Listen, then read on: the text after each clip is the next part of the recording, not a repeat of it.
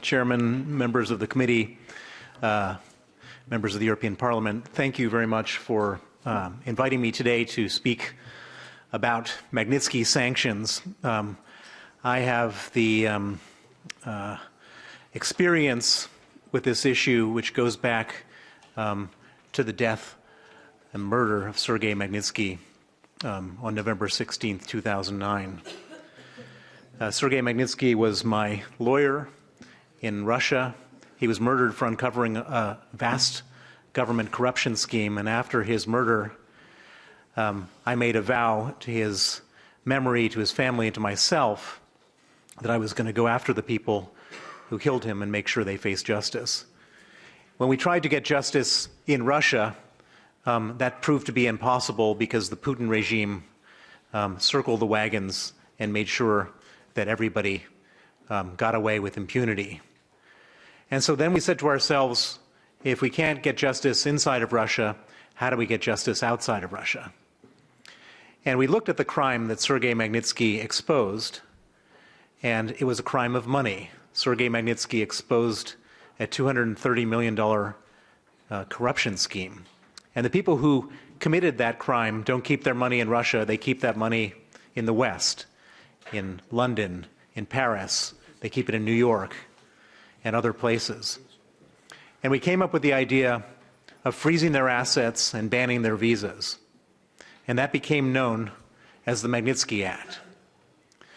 The first countries that we went to was the United States, and we came here to the European Parliament. In both countries, I started this campaign in 2010. The advocacy work that I did got traction much quicker in the United States, and by the end of 2012, it went for a vote. The Magnitsky Act went for a vote, and it passed the Senate 92-4, and it passed the House of Representatives with 89%, and became a U.S. federal law on December 14th, 2012. At that time, the Magnitsky Act just applied to Russia.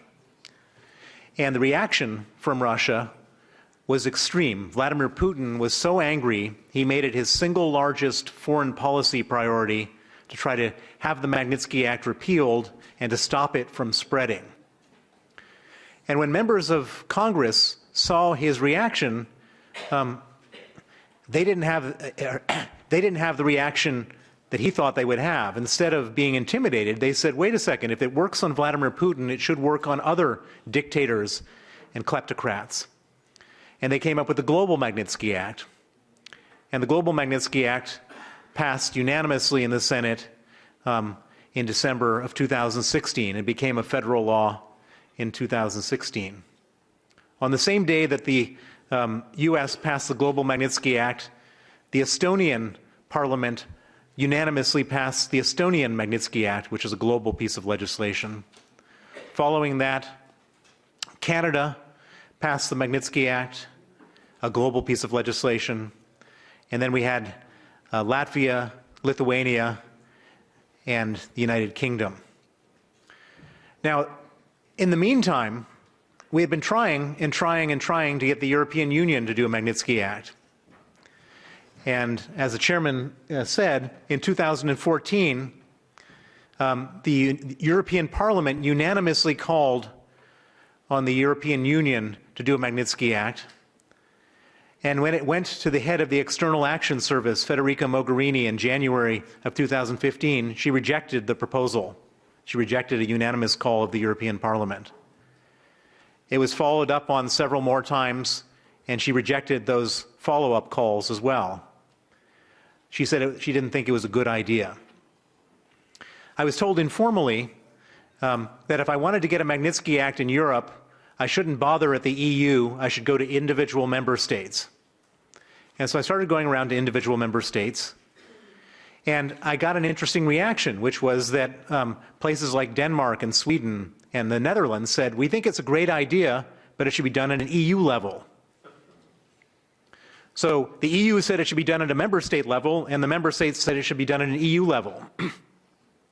So then we had an interesting conversation, which was in Holland, my allies in the parliament then said, okay, if that's what the government says, then let's hold their feet to the fire. And the parliament then put a resolution together calling on the Dutch government to do a Magnitsky Act at the EU level. And if they don't succeed in 5 months, then to do a national piece of legislation.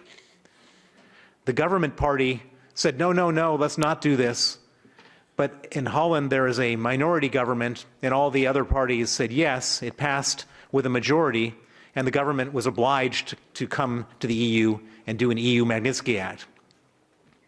And so the Dutch government did that, except with one huge glaring omission, which is they've deleted Sergei Magnitsky's name from the EU Magnitsky Act, pretending that he never existed, which is absurd. In a world where there are 6 countries with Magnitsky Acts, the Dutch foreign minister is now pretending that Sergei Magnitsky didn't exist. And the Dutch delegation went so far as to tell people in the European Parliament, please don't mention the name Magnitsky. Well, that doesn't make any sense. In a world where we're trying to harmonize sanctions legislation to somehow have a piece of standalone legislation in the EU that doesn't mention the name Magnitsky makes no sense from a policy perspective. It makes no sense from a symbolic perspective. It's a gift to Vladimir Putin, and it completely ignores the sacrifice that Sergei Magnitsky made.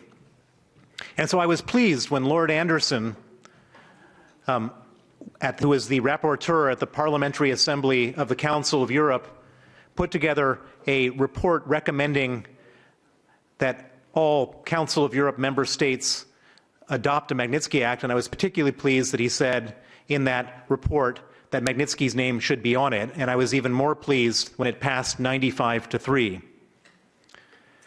I'm here today to encourage the Parliament and to encourage the European Union to move swiftly on putting together the EU Magnitsky Act and to not give Vladimir Putin any gifts by taking Magnitsky's name off of it. Thank you very much.